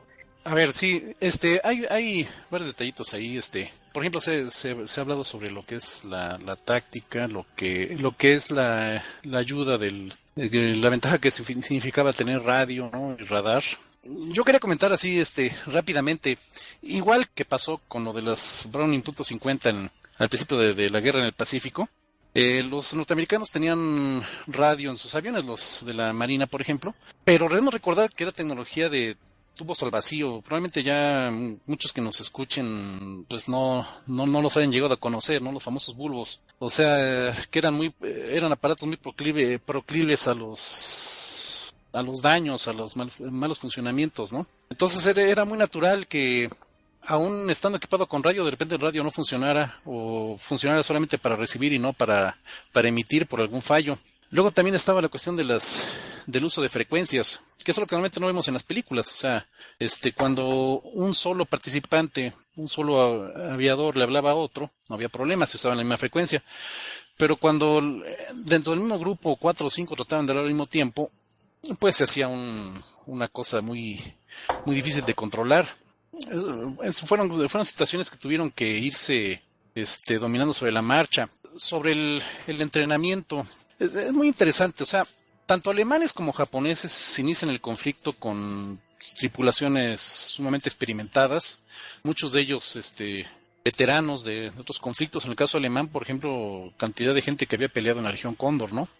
En el caso de los japoneses, tanto el ejército imperial como la marina imperial habían peleado en China. El ejército imperial, sobre todo, ahí también contra la Unión Soviética, ¿no? En aquel famoso incidente fronterizo del Kajin-Gol. O sea, era básicamente un núcleo bastante experimentado o con buen entrenamiento. Se ha comprobado históricamente que cuando se tiene una fuerza aérea con ese tipo de tripulaciones, funciona muy bien para conflictos cortos. El ejemplo clásico que siempre se usa es el de la Fuerza Aérea Israelí en la Guerra de los 6 días, donde son máquinas perfectamente aceitadas, que funcionan pues con mucha eficacia. Si además están apoyadas en buen equipo, pues todo funciona. El problema es cuando los conflictos se van alargando. Ese núcleo de veteranos y de gente experimentada va sufriendo pues desgaste. Los pilotos van siendo y tripulantes van siendo derribados. La gente experimentada se va perdiendo. Ahí es donde viene el aspecto del entrenamiento, ¿no? O sea, a la larga el concepto que manejaron los aliados fue un poquito mejor en cuanto a tener gente experimentada, pero que luego fuera rotada después de cierto tiempo. Sin embargo, eso tenía también sus cosas, o sea, no era una cuestión mágica. Analizando, por ejemplo, yo me especializo más en esa parte, la cuestión de la guerra en el Pacífico. La Marina norteamericana tuvo muy buenos resultados durante 1942. Bueno, buenos resultados, tomando en cuenta las circunstancias y el equipo que tenían. Porque iniciaron con un grupo un núcleo muy experimentado y muy bien entrenado. Curiosamente, inicia en 1943, gran parte de este equipo experimentado de gente regresa a Estados Unidos para entrenar a nuevos pilotos, o se vuelven jefes de escuadrilla, o pasan a tareas administrativas, y la nueva ola de pilotos que llegan sufre forzosamente un periodo de adaptación. Entonces va resultando que en 1943 en el Pacífico, a pesar de la imagen que muchos puedan tener, es un periodo en el cual la Marina Imperial en su aviación sigue teniendo pilotos muy fuertes, aunque están drenando ya sus reservas. Pilotos muy bien entrenados y tripulaciones todavía muy efectivas. Y hay varios combates en los cuales, a pesar de las cifras alegres de derribos que se publicaron durante y después de la guerra, en realidad no fueron precisamente a favor de los norteamericanos, o ya sea de la Marina o del cuerpo de Marines. Pero bueno, no sé, eso ya son cosas que también tienen que ver con lo que se ve luego en el canal de historia y eso, ¿no? Sí, con el vencedor, ¿no? Que escribe la historia. Exactamente. Sí. Bueno, digamos, he estado, por ejemplo, analizando un caso, el de un piloto de los Marines llamado, se apellidaba Sweet, ¿no? El 7 de abril de 1943, que supuestamente derriba 7 aviones, casi 8, y viéndolo realmente, si consiguió derribar 2 o 3 fue mucho. Pero, bueno, eso es por poner un ejemplo, ¿no? Inclusive hay dudas hasta de gente como McGuire y algunos de los reclamos de Richard Bong, ¿no? En el caso de la Marina, en el caso de la aviación del ejército, perdón. Ahora, lo poquito que he podido investigar en lo que es el frente europeo, pasó algo similar. El núcleo fue, podríamos decir que sobrevivió y por tanto agarró experiencia de los pilotos de caza de la RAF. Después de la batalla en Inglaterra, sufrió un camino similar. Muchos de ellos se distribuyeron a puestos administrativos o para entrenar a otros nuevos grupos de pilotos. Entonces, sí hay un declive en la calidad por 1941-1942. Fueron periodos realmente difíciles para la RAF en esos aspectos, y no por nada no han sido muy documentados, ¿eh? O sea, ese es un periodo de tiempo que hay que revisar bastante, porque contrariamente a lo que podría uno pensar, les iba mal.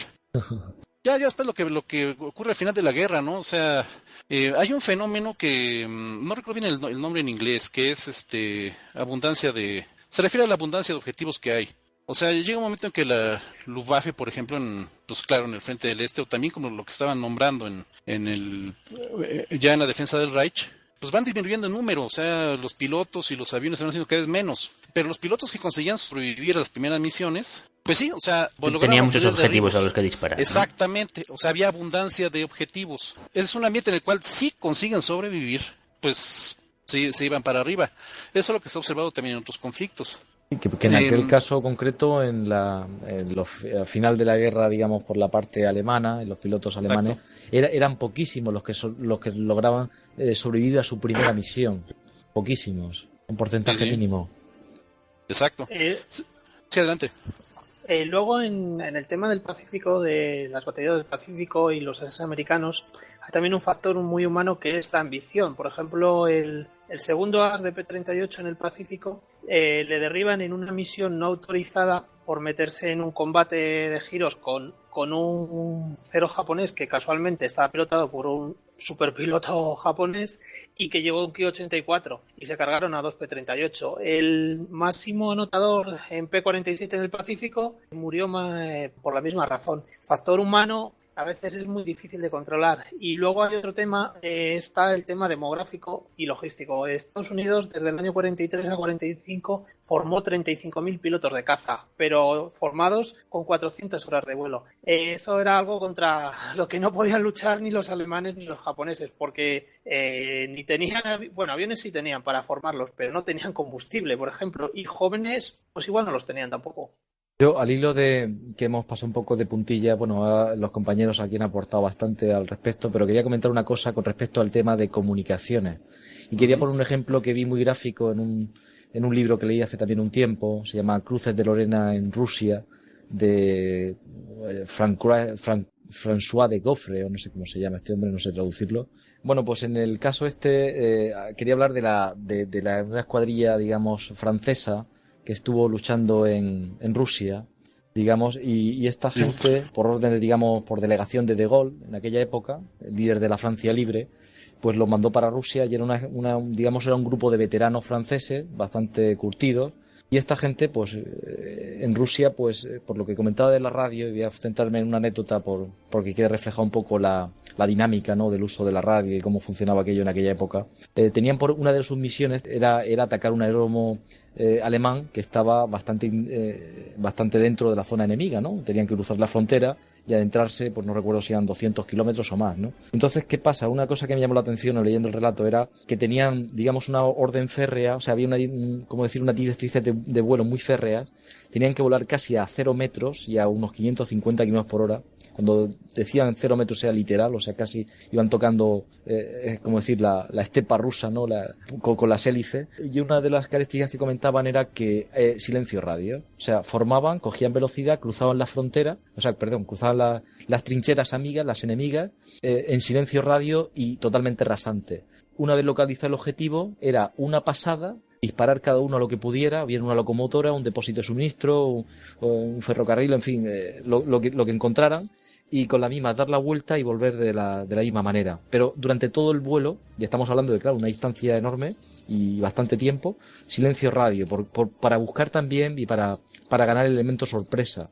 Y claro, y esto lo relaciona el factor humano, ¿por qué? Porque esos pilotos eran veteranos, eran capaces de hacer una misión sin usar la radio ninguno, durante un gran periodo de tiempo, hacerlo de manera exitosa, ¿no?, y volver a su base. Y de hecho fue tal el resultado de esta gente, ¿no?, de este grupo de pilotos, que al final de la guerra volaron el Yak 3, por ejemplo, que cuando terminó la guerra, digamos, Stalin, como reconocimiento a su labor, en un desfile que hubo en París y tal, pues se exhibieron esos aviones que volaron ellos y digamos que fue un regalo de Stalin a esa escuadrilla, ¿no?, a la Normandía y Niemen esta. Que además no era muy dado a ese tipo de detalles. Sí, además no era muy dado. Bueno, si hubiesen sido rusos los hubiese fusilado, pero como eran franceses, no pudo. Muy bien, ¿alguna cosita más queréis comentar o ya pasamos casi al final? Rápidamente, ¿no? Nada más una cosilla, ¿no? Otro aspecto en cuanto al... Bueno, lo que se tenía que hacer cuando no había radio. Es muy sabido que los A6M0, durante el principio de la guerra y buena parte de la misma, no transportaban radios. O se los llegaban a poner después en las mismas escuadrillas, se los quitaban para ahorrar peso. Podían darse ese lujo porque los japoneses empleaban un tipo de formación, le llaman Shotai, formada por 3 aviones, que contrariamente a las formaciones inglesas tipo Vic, eran bastante fluidas. O sea, se lograba en base a mucho entrenamiento.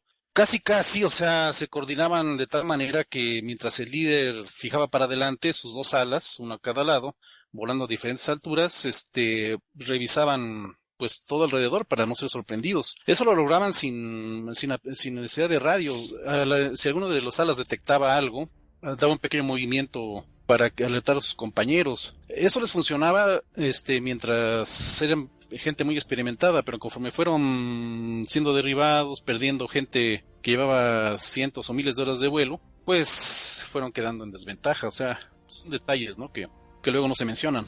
Interesante el aspecto táctico, ¿no? En ese caso, usar una formación que era muy versátil y, como has dicho, muy dinámica, ¿no? Sí, o sea, no era fija. O sea, hay veces en que algunos autores los ponen así el Shotai como algo que era fijo, así como el Vic inglés, y no era bastante dinámico.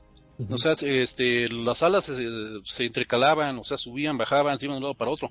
Precisamente eso, evitar ser sorprendidos y poder sorprender al rival antes. Sí, los alemanes utilizaban laquete, pero aquí a lo mejor Exacto. no es el laquete, pero a lo mejor supongo tú mismo nos puedes instruir un poco acerca de las ventajas de ese tipo de formación.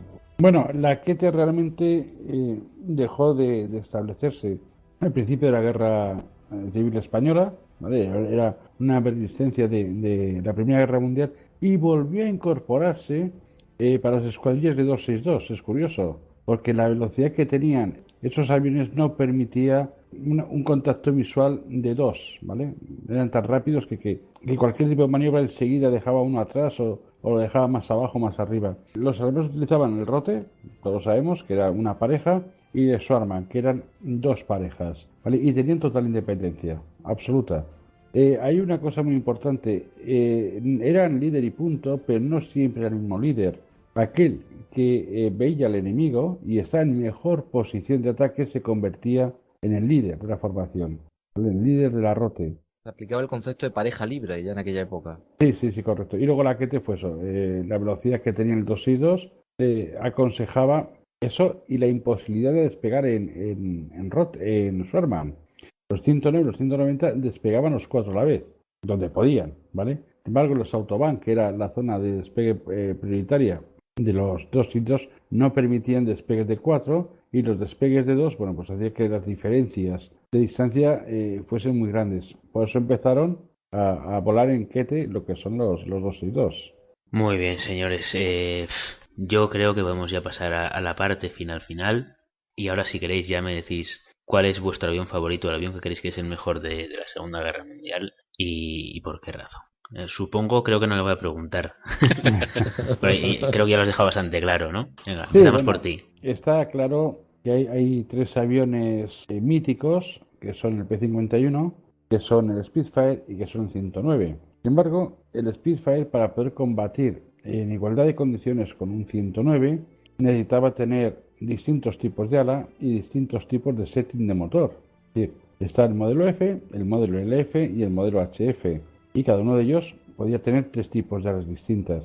Sin embargo, el 109 con el mismo motor era capaz de combatir a 1000 metros contra un Jack, a 5000 contra un Speed y a 10.000 contra un P-51.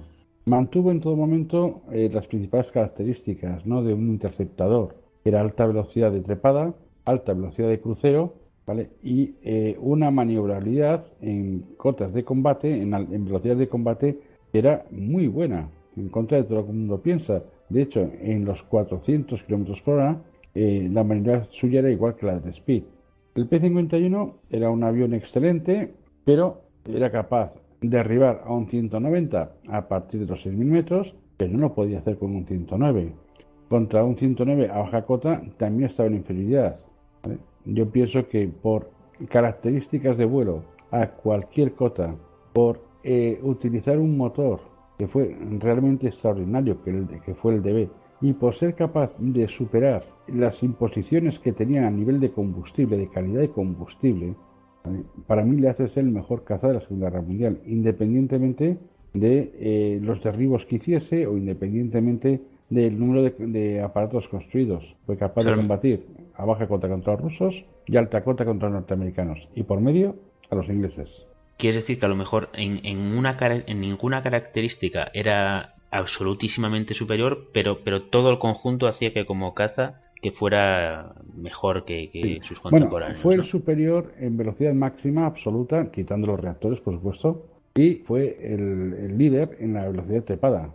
Y como hemos visto en esos datos que os he pasado antes, no era nada desdeñable este avión en las picadas. Entonces tenemos velocidad máxima, velocidad de entrada en combate era muy alta y velocidad trepada como fundamento. Bueno, y la de todas formas, supo, yo no sé si el dato es correcto, en velocidad de trepada encontrado por el dato del P-38, que me parece un poco extraño porque gana a todos. No sé si estaba correcto ese dato. Eso me imagino que lo habrás visto en el IL-2 o en algún sitio de estos, ¿no? No es en simulador, es en documentación por ahí. Además es que es 20 y pico metros por segundo de subida. Pero eso puede, a ver, lo que hay una confusión es la siguiente. En los primeros 1000 metros, bueno, no 1000, pero en los primeros 500 metros partiendo a nivel del suelo, un avión que trepaba como una mala bestia era el 0. Sé que trepaba con una mala bestia hasta los 500, 700 metros. A partir de ahí ya dejaba de trepar, le superaba un P-51 trepando, ¿vale? El P-38 era el avión que mejor trepada de los norteamericanos, pero era muy inferior a un 109. Cuando hablamos de 24 metros por segundo, eso no se lo creen ni ellos. Muy bien. Tengo las pues a ver, el voto de Supo es para el 109. Miguel, te toca. Bueno, está bastante competido el asunto. Yo daría mi voto por el norteamericano, el Hellcar. Digamos que fue el resultado de, ¿cómo se llama? De bastante trabajo por parte de la Grumman, ¿no? No tanto por el hecho de que tuviera las prestaciones más altas, o sea, mi voto es por ese avión, no por esa cuestión, sino porque creo que para el trabajo al que fue diseñado, dio bastante de sí, ¿no? Y siento que ese es un avión un tanto cuanto ignorado, ¿no? Obviamente hay muchos contendientes, o sea, el M262, pues indudablemente pues era lo mejor en cuanto a despunte tecnológico, ¿no?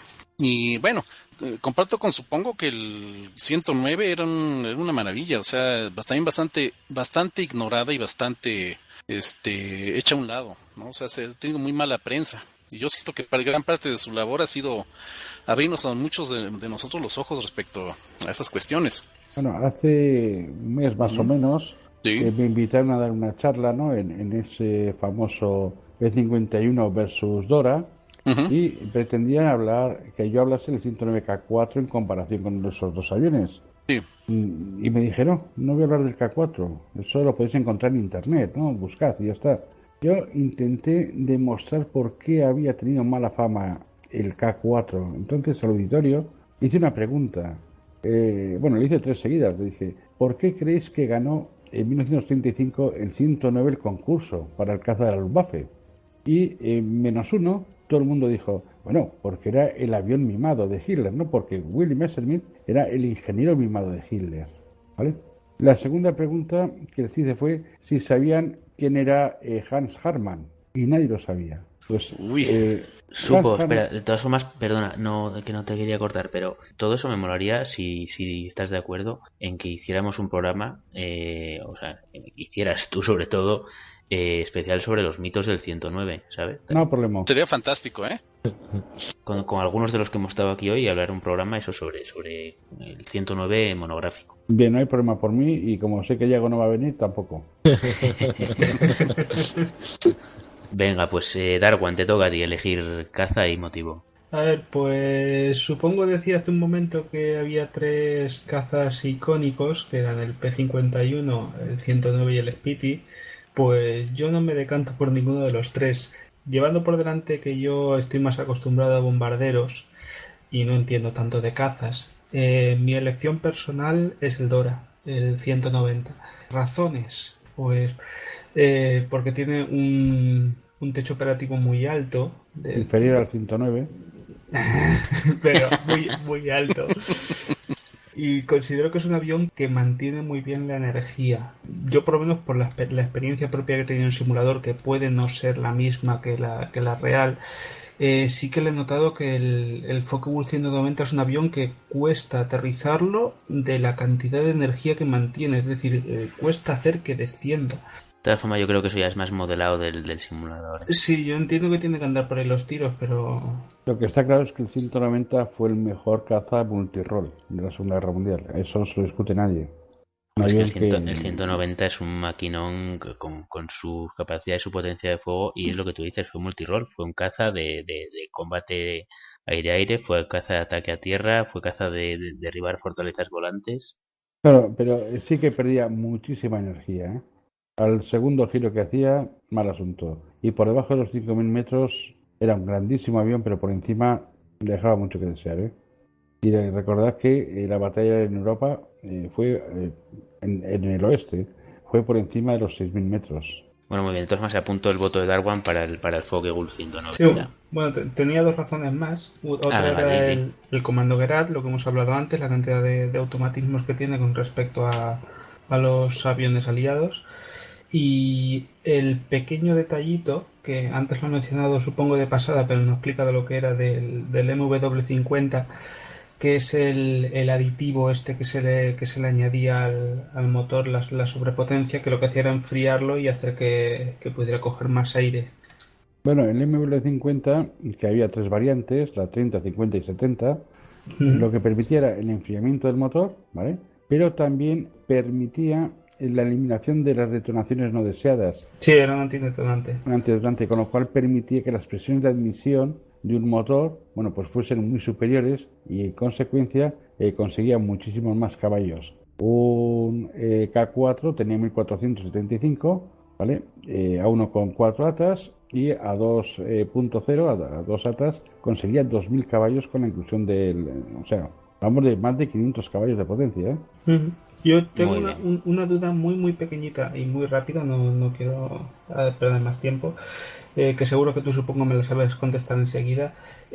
Con respecto al aditivo al MW50, llevaba 50% de metanol, 49,5% de agua y llevaba un 0,5% de anticorrosivo. De Sudsol 39, que ponía, lo único que he encontrado al respecto era que era con base de aceite, pero no sabía qué era.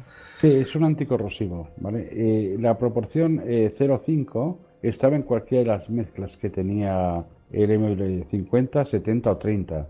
Lo único que variaba era la cantidad de metanol que iba a entrar en los depósitos, pero el 0,5 era siempre el mismo. Otro aditivo que hay importante era el GM1, que se desarrolló para los cazas de gran cota.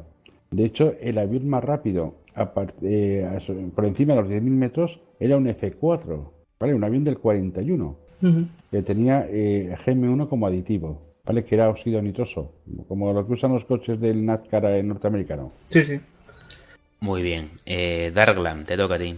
A ver, bueno, mi avión favorito de caza de la Segunda Guerra Mundial es el 109 por el espacio y el tiempo. Por el espacio de combatir desde el frente del norte de África hasta Rusia y tal. Y luego por el tiempo porque estuvo de 1939 hasta 1945. Para no repetirme o tal, para que quede empate a 1, voy a elegir otro avión. Y es un avión que para mí está considerado por debajo de lo que hizo realmente, que es el P-47. Todo el mundo cuando habla de cazas americanos habla del P-51, que era una maravilla, pero para cuando llegó el P-41 al ETO, al Frente Europeo, la gran labor que ya la había hecho en gran parte el P-47, que se le había tenido que enfrentar a la flor innata de la Luftwaffe en unas batallas a finales del 43 y todo lo que es el primer semestre del 44, muy duras, contra grandes aviones como el 109 o el 190 y todavía en aquella época contra una Luftwaffe con grandes pilotos. Es un avión que en esa época fue mejorando porque era muy bueno a Dakota como escolta por encima de los 25.000 pies y tal, era un gran avión. Y luego lo fueron mejorando para pulir sus defectos, que era como era un avión muy pesado, para que trepara mejor, con una evolución del motor Pratt & Whitney también muy buena, que fueron subiendo la potencia, mejorándole la hélice, mejorando la visibilidad. Y es un avión que se ha visto eclipsado por el Mustang. Realmente, si te pones a mirar los números de Europa, que Europa era la primera división de la combate aéreo en la Segunda Guerra Mundial, pues ves que pues de los 30 máximos ases norteamericanos, pues creo que 18 volaron este avión, principalmente. Y luego, sí es cierto que fue sustituido por el Mustang, que tenía sobre todo mucho más radio de acción, pero siguió desempeñando un papel muy importante en otros aspectos, como es el de ataque al suelo, etcétera. Y si miras el número de salidas es increíble. Y luego en el Pacífico, que combatió bastante menos, las últimas versiones, pues las últimas versiones de este avión, igual que el Mustang, pues los cazas japoneses, los mejores cazas, el Ki-84 o el Saidenkai, no tenían nada que hacer contra un Mustang o un P-47N. Digamos que es mi segunda carta, pero bueno, para que quede todo empate a 1. Yo realmente estoy de acuerdo primero con Miguel Fitz, porque ciertamente el F-6F fue diseñado para combatir al cero y lo cumplió, y siguió combatiendo en igual de condiciones contra el Ki-61 o con cualquier otro diseño, exceptuando el Ki-100, el Ki-84, que pudiesen poner en vuelos japoneses, ¿no? Y contigo, Dar, pues también. La verdad es que el P-47 es un avión no muy reconocido, cuando realmente fue el que se batió el cobre contra la Luftwaffe. Muy bien, Iago, tu turno. Bueno, yo es que coincido con Supongo y con Darkwan y Darkland, joder, que me lío con los... Bueno, con el tema este del 109 también coincido. Lo que pasa es que por ser un poco original, pues sí, yo voy a decir algo, digamos, en contra de lo que se ha dicho de que, no sé si el P-51 se mea en el Ki-84.